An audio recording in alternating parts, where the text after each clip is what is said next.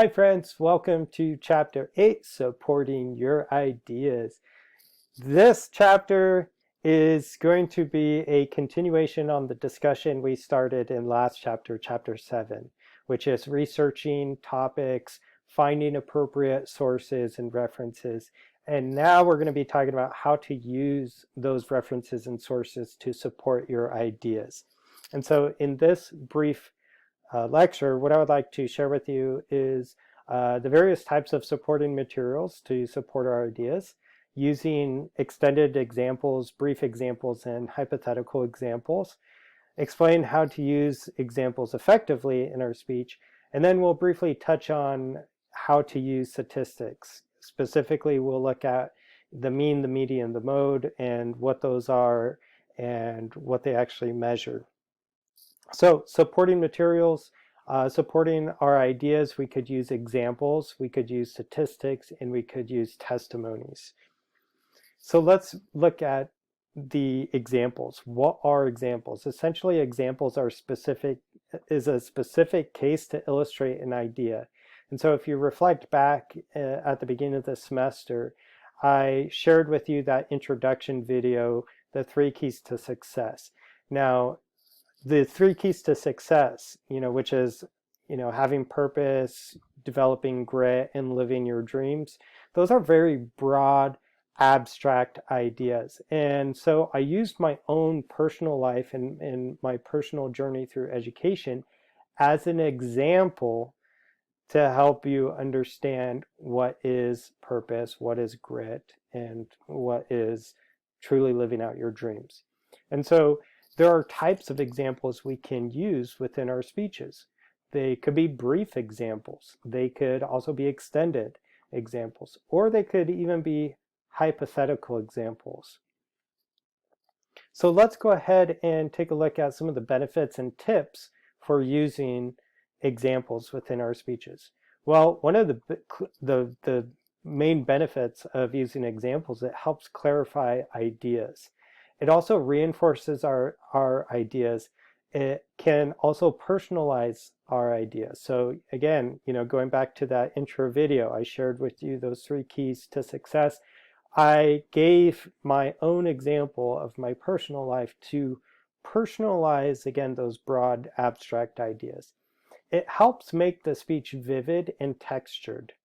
And then, of course, the biggest tip that I can offer you in using examples in your speech is really practice the delivery, practice delivery to enhance the overall presentation.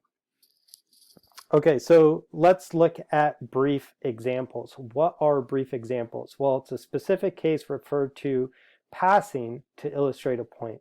So they are very brief examples. So, for example, that video that I mentioned, the intro video. So they're just very brief. We don't spend too much time talking about the example. And if we're going to use brief examples, we should be careful to ensure that the audience will catch that reference or that example. So, using examples helps, again, clarify ideas. So I'm going to use an example of a speech of a speaker using examples, brief examples in her presentation, right? So let's go ahead and take a look. Many of us are familiar with prominent Chicanos and Chicanas, such as actress Jessica Alba, boxer Oscar de la Hoya, and guitarist Carlos Santana. But you may be less familiar with other Americans of Mexican origin who have made important contributions to U.S. society. Nancy Lopez played a crucial role in popularizing women's professional golf and won 48 tour championships. Dr. Ellen Ochoa is a former astronaut who logged more than 480 hours in space and invented several optical methods that greatly aid space exploration. Dr. Mario Molina won the 1995 Nobel Prize in Chemistry for his research on the formation and decomposition of the ozone layer. Okay, so there we have an example of, at the beginning of the speaker's presentation, she used 3 or 4 examples, brief examples, where She mentioned predominant figures that people could probably recognize and to really illustrate her point. But she dived deeper in that presentation to really focus on one particular person. So Many of us are familiar with.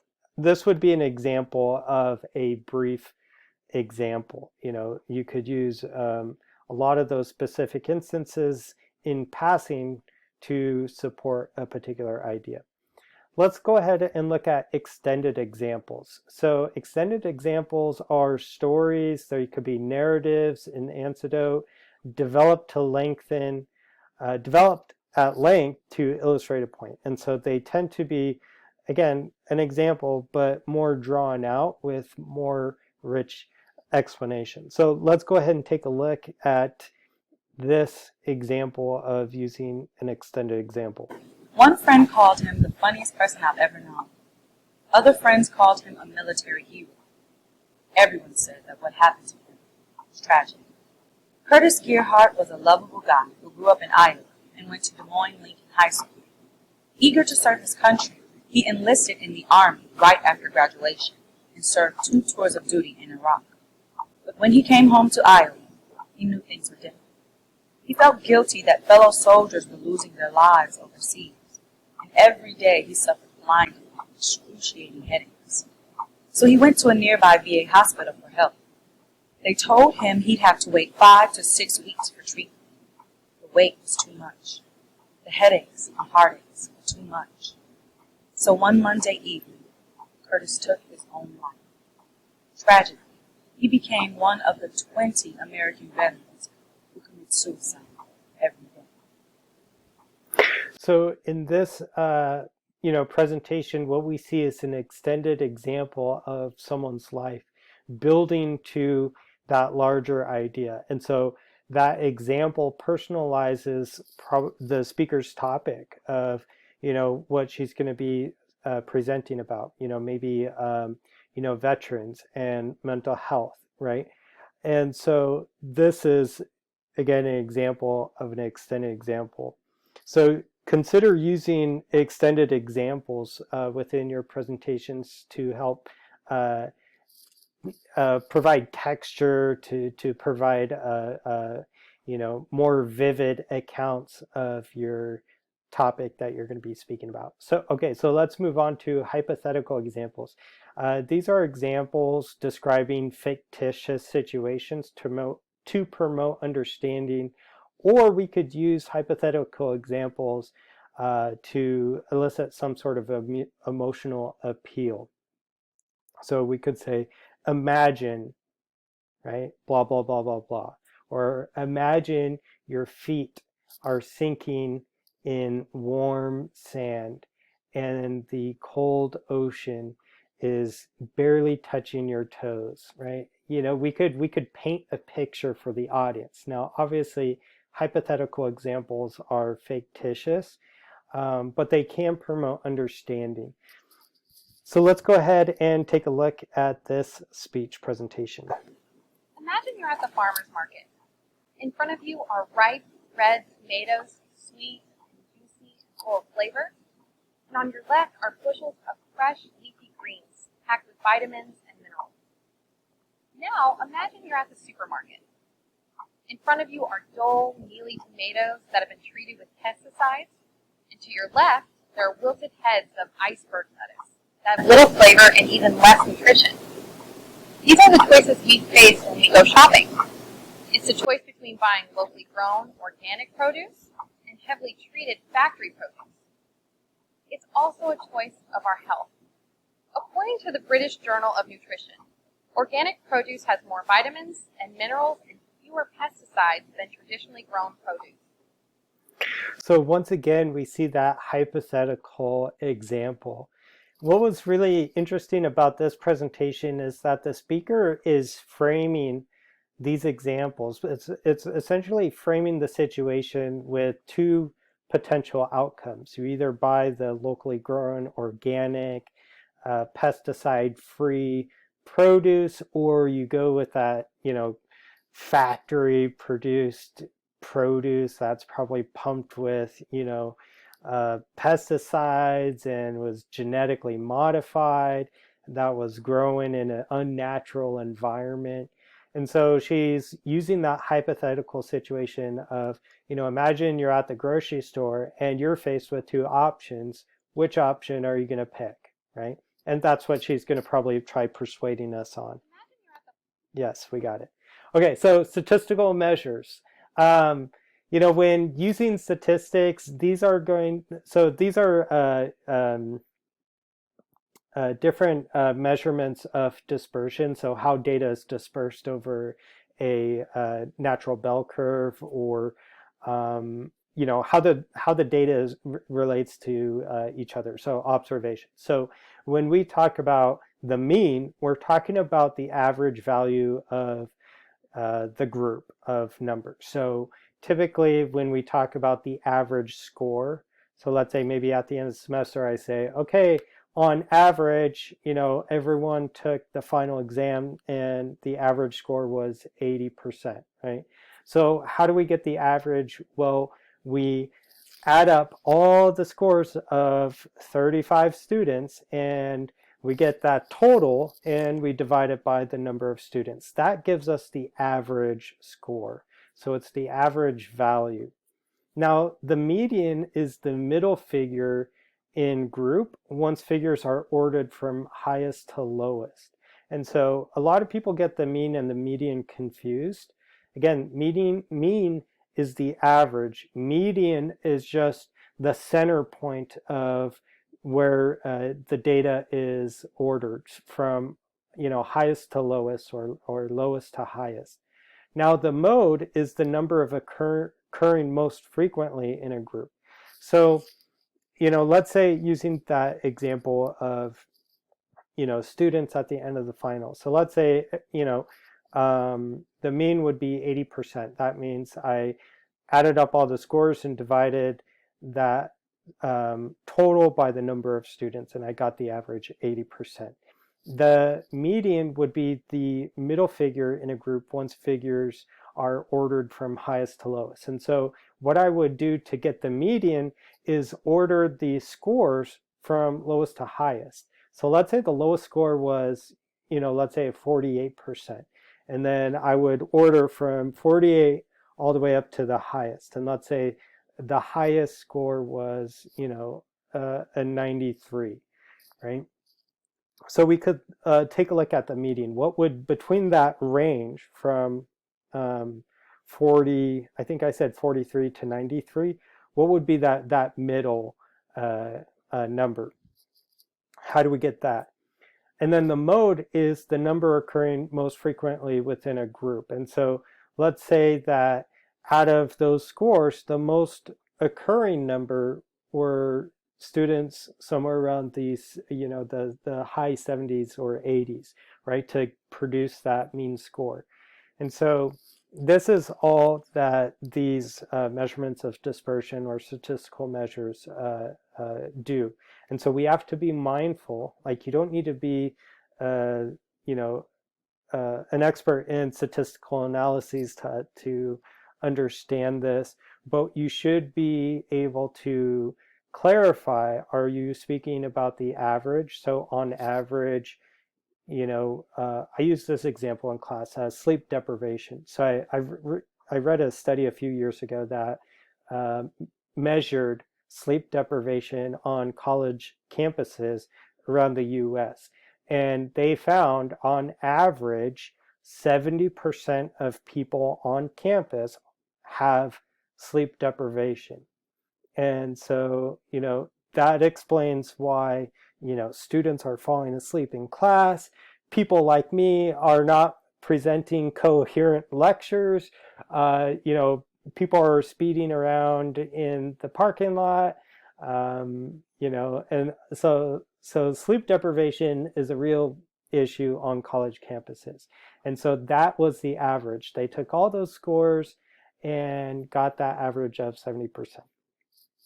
Okay, so here's an example of a speaker using statistics within their presentation to support their ideas. Let's take a look. According to the Urban Mobility Report from researchers at Texas A&M University, Americans collectively spend 4.2 billion hours stuck in traffic every year. All told, traffic congestion results in more than $87 billion worth of wasted fuel and lost productivity. Now that number breaks down to about $750 per traveler per year. Clearly, we are wasting far too much time and money on highway gridlock. So there we see the speaker using averages to support their claim or their argument. We're spending too much time and money sitting in traffic. So they probably got the averages from different sites. Maybe it's the DMV or the maybe some sort of organization like AAA to get that statistics, and they use those averages to support their ideas. Okay, so let's move on to testimonies. Quotations or paraphrases used to support a point. So testimonies in the most common form of application looks like quotation marks, or quoting someone, or even paraphrasing some researcher or scholar. So testimonies from recognized experts, typically research scholars. So these are going to be the most common. So according to researchers at Stanford, they found this, this, and this. Or according to the dean of student affairs at MSJC or RCC, they found X, Y, and Z. So this is using testimony from an expert opinion.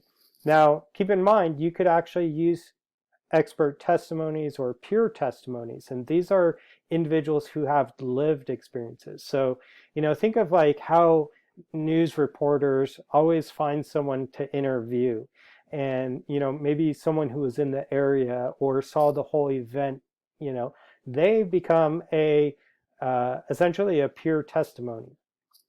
A few years ago, one of my students, her dad was the fire chief in the local area, and she gave a presentation on fire prevention for our homes, like how to prevent fires from happening in your house.